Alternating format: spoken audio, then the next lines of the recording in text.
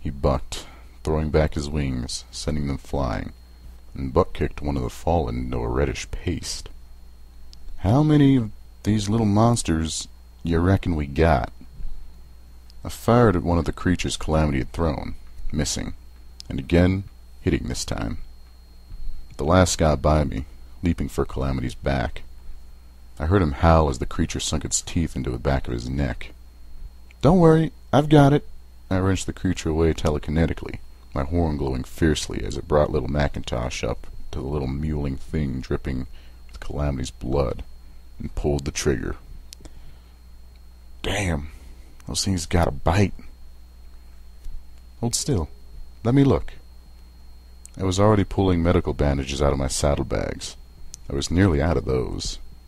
I knew we could get some in either the clinic, which should be ahead, or the living quarters, which would mean a lot of backtracking. We had gone through maintenance, a trip that had been a long, wet, but uneventful slog through the lowest part of the stable, which was half filled with water. We had found the locker room, and with the password we had opened the safe. My bobby pin collection was far more comfortable now, and today's locksmith was tucked neatly into my saddlebags. The only creatures we had found in the maintenance were dead, drowned. Despite looking like a cross between a serpent and a cat, the little monsters didn't seem to be able to swim. Thank the wasteland for small favors when you can get them. We did, however, start finding skeletons, sporadically at first, now in groups. The closer we got to the atrium, the heart of the stable, the more death we found.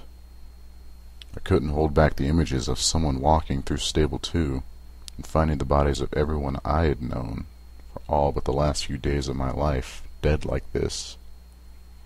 For a moment, it was too much. I had to rest, to clear my head. No less than 9 of the damned things chose that moment to attack us. Wrapping Calamity's wound, I grimaced at my lack of medical skills. If I tried to join the Ministry of Peace, they'd kick me out on my tail.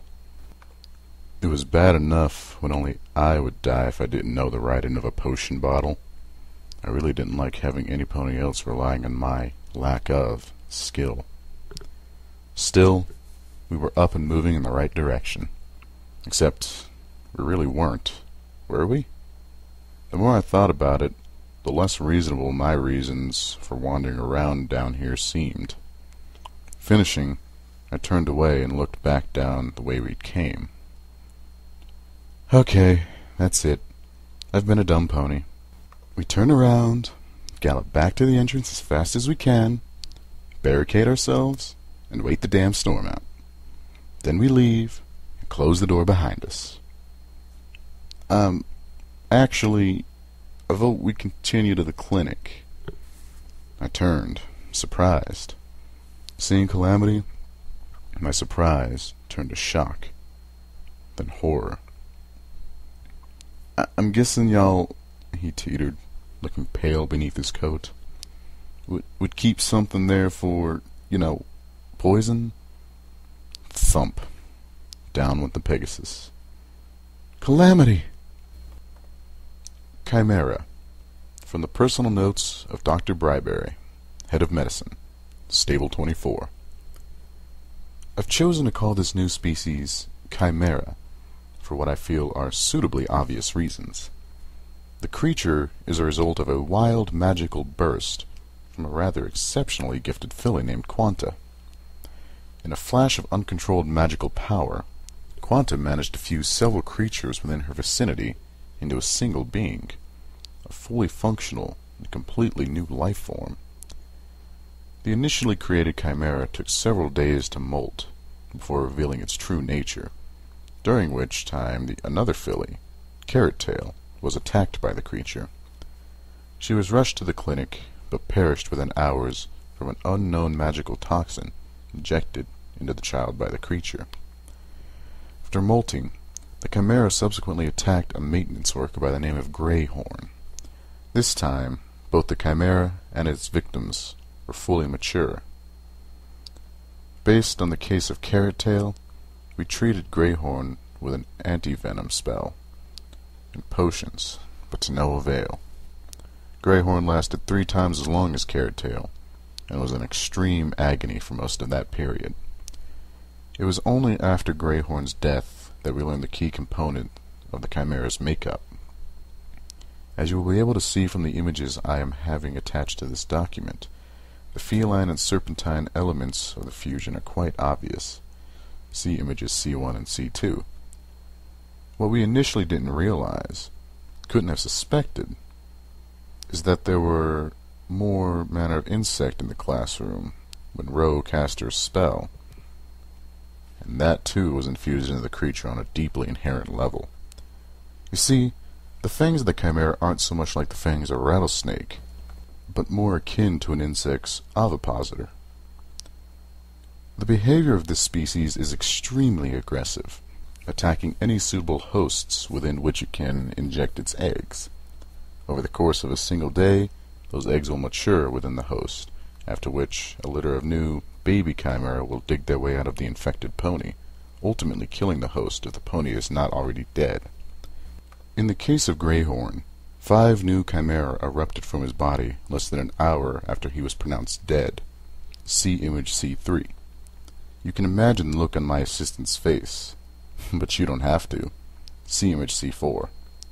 Fortunately, for the case of Greyhorn and the baby chimera specimens he provided with us, we have been able to devise and conjure an anti-chimera potion. Unfortunately, some of the herbs required were in tragically short supply, so there's a high probability that we will not have sufficient quantities for everyone. The Overstallion is keeping 1 bottle locked away in his office, along with the recipe. Meanwhile, I am storing the rest in a medical refrigerator here in the clinic, while I await for the Overstallion's decision on how to implement dispersal. Oh, Celestia, have mercy! By the time I was done reading, horror turned me numb. Slowly, I got up from Dr. Brayberry's terminal and stared about the clinic. There were pony skeletons everywhere. Dozens of them surged towards the open door of the medical fridge. Others were entangled around each other. A new species, extremely hostile, which renders its victims immobile with a single bite and then tortures them to death from the inside over most of the day. In doing so, can quintuple its number. I swiftly realized that the only thing that had kept the Chimera from overrunning the equestrian wasteland was that river, and the fact that these Chimera can't swim. Thank the wasteland for huge favors. If we survived this, I was going to have a little talk with Crane about his definition of a small bit of trouble. Understatement was not a virtue in the equestrian wasteland. I looked at the bed Calamity was resting on, looking even weaker than before. Oh, goddess. I couldn't tell him this. Let him think he's poisoned. So much better than this. Pointlessly, I stepped over and swung back the door of the fridge, already knowing what I would find nothing inside. Okay, one last shot. I walked to the clinic window and looked out into the atrium. The room was dark. Every light in it had failed. The only illumination came from the couple of still functioning lights of the clinic and the stuttering and flickering light of the circular window of the Overstallion's office above. There was a single dose of the antidote left. It should be locked away in a safe up there. The only way to get to it was through the atrium. The atrium was teeming with Chimera. Swallowing hard, I turned to Calamity and told him the plan. After staring at me for a long time, Calamity finally said, "That's insane." I focused, my horn beginning to glow, and slipped open my saddle pack. "I'll be okay." "No, you won't. That's suicide, and y'all be killing both of us." I looked at him sternly. "Let me guess. You're thinking you should do it yourself, seeing as you're already poisoned. Never mind that you can't even stand up without help, and barely with it." The rust-colored pony managed to look cross. "Then get yourself out of here. At least one of us will survive this crazy stable."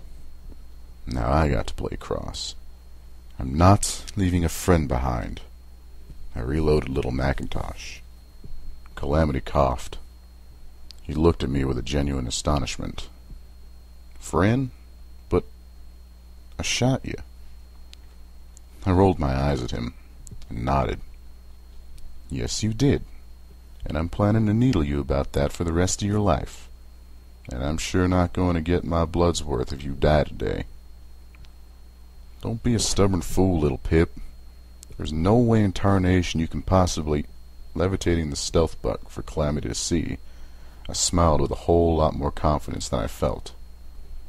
I do have this. It was, without question, the most harrowing 2 hours of my life. Inching my way through darkness, surrounded by lethal predators. They couldn't see me, but in the darkness, it was only my EFS and targeting spell that I was able to keep from stepping on or brushing against one of them. It was a minefield, and as I crossed, I realized just how calling I on stupidity a social minefield did flippant justice to an actual minefield, and anyone who had ever been caught in one. This is a minefield, and all the mines were alive and moving. One wrong move, and it wasn't just I who would die for it. But I did make it, and for once the wasteland was pouring out the favors. The Overstallion's door was easy to pick as advertised. From the skeleton, I guess the Overstallion locked himself in, and I feared he had consumed the anti-chimera potion. But with his locked safe, I found both it and the recipe, as well as an old recording. My guess was that it was his last words. If it had been stable too, and I had been the Overmayor watching everyone die because of some magical accident, I suspect I might have done the same. I took all 3 items. I figure I should, considering what I was going to do next. Even after drinking the remedy, Calamity was going to take some time to recover. There was no way to know how long. Lifting both the Pegasus and little Macintosh, I followed my path back, all too aware of the damn chimera were using the ventilation, and that even cleared areas were not to be trusted. I made it all the way back to the storage room near the main door. Sitting down with the dazed locksmith, I went through, finding all the tips I could in a short amount of time. The highlighting really helped. Outside, thunder shook the mountain reassuringly. I looked up and thanked Celestia for the storm. The tips from the book proved useful. With a bit of effort, and only one bobby pin, I was able to get the box marked dynamite.